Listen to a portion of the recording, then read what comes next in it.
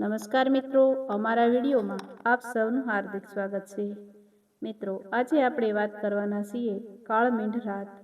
Steering પર આંગળીઓ tap કરતા 28 વર્ષીય વિઠ્ઠલે અરીસામાંથી પોતાની કાળી પડી ગયેલી આંખો નીચેના કુંડાળા જોયા। M.Com સુધીનો અભ્યાસ અને બેંકની નોકરી માટે આપેલી અગણિત પરીક્ષાઓ છતાં આજે તે શહેરના રસ્તાઓ પર રાત પાળીમાં ટેક્સી ચલાવી રહ્યો હતો। ડેશબોર્ડ પર રાખી મૂકેલી તેની ડોક્યુમેન્ટ ફાઇલ તરફ નજર જતા તે મનોમન બબડ્યો, જિંદગી માણસને ક્યાંથી ક્યાં લઈ જાય છે એની ક્યાંકને કોઈને ખબર પડે છે।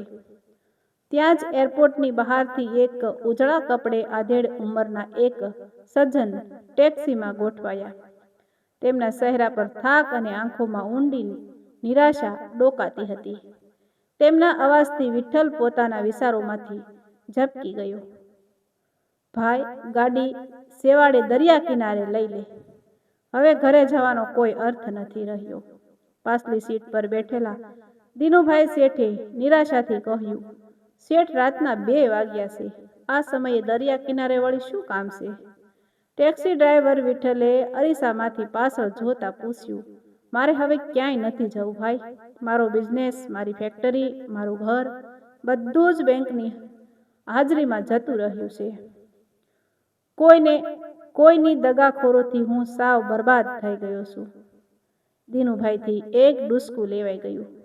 જેમની પાછળ મેં પાણીની જેમ પૈસા વાપર્યા એ બધા સગાવાલા અને મિત્રો આજે મુખવટો પહેરીને બેઠા છે, કોઈ ફોન પણ નથી ઉપાડતું। શેઠે રડતા રડતા પોતાની હૈયા વરાળ ઠાલવી, અરે શેઠ, પણ જીવનમાં ક્યારેક આવો ખરાબ સમય પણ આવે, એમ હિંમત હારી જવાથી શું મળશે? વિઠ્ઠલે ધીમેથી સમજાવવાનો પ્રયત્ન કર્યો, અરે શું હિંમત રાખું, અતથી અતિ સુધી મારું બધું જ પૂરું થઈ ગયું છે, હવે આમાંથી બહાર આવવાનો કોઈ જ રસ્તો નથી દેખાતો। દીનાભાઈએ માથું ટૂંકાવતા કહ્યું। વિઠ્ઠલે આગળ કોઈ જવાબ ના આપ્યો। તેણે સ્ટીયરિંગ પરથી હાથ ફેરવ્યો અને ગાડી દરિયા તરફ લેવાને બદલે શહેરની વિરુદ્ધ દિશામાં હંકારી મૂકી। ગાડી ઝડપથી આગળ વધી રહી હતી। દિનુભાઈ શેઠ પોતાની જ દુનિયામાં ખોવાયેલા હતા। જીવનભરની કમાણી લૂંટાઈ ગયાનો વલોપાત એમની આંખોમાંથી નદીની જેમ વહી રહ્યો હતો। અડધા કલાક પછી ગાડી એક ભીડભાડવાળી જગ્યાએ ઊભી રહી। દિનુભાઈએ આંખો લૂછીને બારીની બહાર જોયું। આ કઈ જગ્યા છે ભાઈ? મેં તને દરિયા કિનારે જોવા કહ્યું હતું ને, તું અહીં કેમ લઈ આવ્યો? શેઠ જરાક અકળાઈને ગુસ્સે થયા। શેઠ, આ શહેરની સૌથી મોટી હોલસેલ શાક માર્કેટ છે, જરાક બહાર આવો, મારે તમને કંઈક બતાવવું છે। વિઠ્ઠલે પોતાનો દરવાજો ખોલતા કહ્યું। દિનુભાઈ કસવાતે મને બહાર આવ્યા। રાતના 2:30 વાગ્યા હોવા છતાં આખું માર્કેટ જાણે બપોરની જેમ ધમધમી રહ્યું હતું। ચારે બાજુ ભયાનક કોલાહલ હતો। મોટા મોટા ટ્રકોમાંથી માલ ઉતરી રહ્યો હતો। પરસેવે રેબઝેબ મજૂરો 50-50 કિલોના કોથળા પીઠ પર ઉપાડીને દોડાદોડી કરી રહ્યા હતા। શેઠ, જરા ધ્યાનથી જુઓ, પેલા કાકાને। વિઠ્ઠલે એક વૃદ્ધ મજૂર તરફ પોતાની આંગળી સીધી। એ વૃદ્ધના ચહેરા પર કરચલીઓ હતી અને કપડાં મેલા હતા। એમની ઉંમર હશે લગભગ 65 કે 70 વર્ષ, છતાં તેમના શ્વાસમાં એક અજબની તાકાત હતી।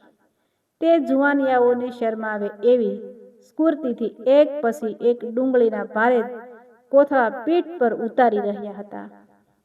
તમે આ શું બતાવી રહ્યા છો મને? મારે કોઈની આવી મજૂરી નથી જોવી, મને જલ્દી દરિયા કિનારે લઈ લે, મારે બસ આ જિંદગીનો અંત લાવવો છે। દિનુભાઈ હજુ પોતાના જ આઘાતમાં ડૂબેલા હતા। શેઠ, 1 મિનિટ શાંત મગજથી મારી વાત સાંભળી લો, પછી હું તમને તમે કહેશો ત્યાં મૂકી આવીશ. વિઠ્ઠલે ગંભીરતાથી કહ્યું, આ લોકો રોજ રાતે અહીં આવે છે, આખી રાત કાળી મજૂરી કરે છે અને સવારે જે 100-200 રૂપિયા મળે એમાંથી પોતાનું ઘર ચલાવે છે. તો એમાં હું શું કરું? મારે ક્યાં આવી મજૂરી કરવાની છે હવે? શેઠ ફરીથી ચીડાયા. શેઠ, આ લોકો પાસે કોઈ બેંક બેલેન્સ નથી, બંગલા નથી કે લાખોનું ટર્નઓવર નથી. દરરોજ સાંજે એમનું ખાતું સાવ શૂન્ય થઈ જાય છે. વિઠ્ઠલે દિનુભાઈ શેઠની આંખોમાં જોઈને કહ્યું, અમને એ પણ ખબર નથી હોતી કે કાલે રાતે કામ મળશે કે નહીં, છતાં બીજે દિવસે રાતે એ જ ઉત્સાહથી તેઓ પાછા શૂન્યમાંથી શરૂઆત કરે છે.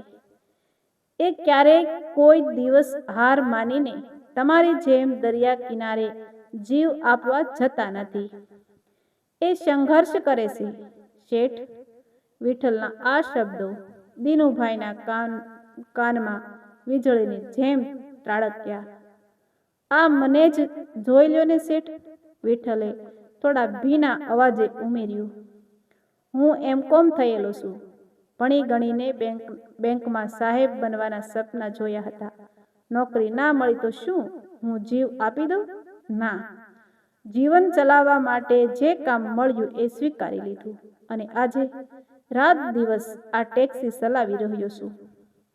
જિંદગીમાં ક્યારેય હાર માનીને બેસી જવું એ કોઈ લાસ્ટ ઓપ્શન થોડો છે? વિઠ્ઠલની વાત સાંભળીને શેઠ એકદમ દિગ્મૂઢ બની ગયા. તેમની આંખો સામેથી નિરાશાનું કાળું પડળ એકાએક હટવા લાગ્યું. તેમને આ યુવાનની વાત એકદમ સાચી લાગી. તેમણે પોતાની જાતને પૂછ્યું, શું મારી પાસે આ અભણ મજૂરો કે આ ભણેલા યુવાન જેટલી પણ હિંમત નથી? મેં તો જ્યારે પહેલી ફેક્ટરી નાખી ત્યારે હું પણ સાવ શૂન્ય જ હતો ને. તો શું હું ફરીથી નવેસરથી શરૂઆત ના કરી શકું? જો આ વૃદ્ધ માણસ આ ઉંમરે પીઠ પર વજન ઉચકી શકતો હોય તો આ યુવાન પરિસ્થિતિ સામે લડી શકતો હોય તો હું મારી નિષ્ફળતાનો બોજ કેમ ના ઉચકી શકું? દિનેશભાઈના મનમાં વિચારોનું વંટોળ શરૂ થયું.